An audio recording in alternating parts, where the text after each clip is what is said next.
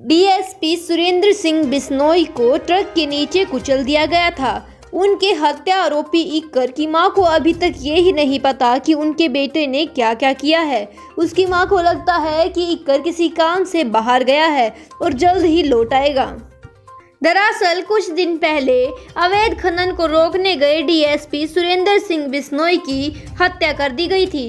दरअसल वो जब वहां पर गए तो उन्होंने देखा कि अवैध खनन हो रही थी। उन्होंने गाड़ी को रोकने के लिए कहा तो ट्रक ड्राइवर ने ट्रक की स्पीड तेज कर उन पर चढ़ा दी, जिससे मौके पर ही मौत हो जाती है। अब हत्यारों के नाम में इक्कर का नाम भी सामने आया है।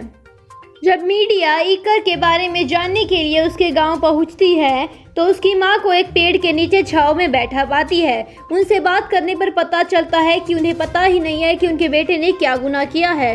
वो वहां पर पेड़ की छांव में बैठकर अपने बेटे की राह देख रही थी। उन्होंने कहा कि इक्कर पिछले 1 दिन से घर नहीं आया है और उसके लिए खाना भी तैयार है। मैं उसकी राह देख रही हूँ।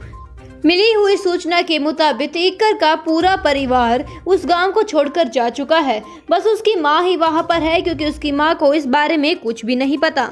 डीएसपी सुरेंद्र सिंह बिश्नोई अवैध खनन की सूचना मिलने के बाद उसे रोकने के लिए गए थे। वहां पर खनन माफिया ने उन पर डंपर चढ़ा दिया।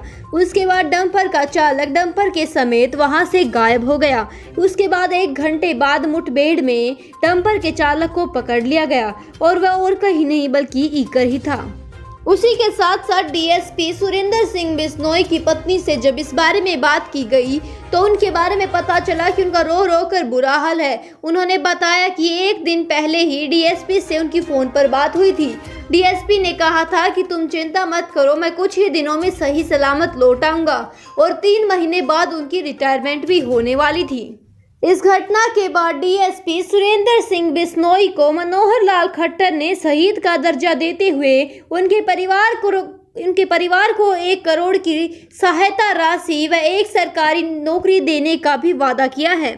पुलिस के साथ हुई मुठभेड़ में डंपर चालक इक्कर के पैर में गोली लग गई, जिसके बाद उसे हॉस्पिटल में भर्ती कराया गया है व उसके खिलाफ भी केस दर्ज कर लिया गया है।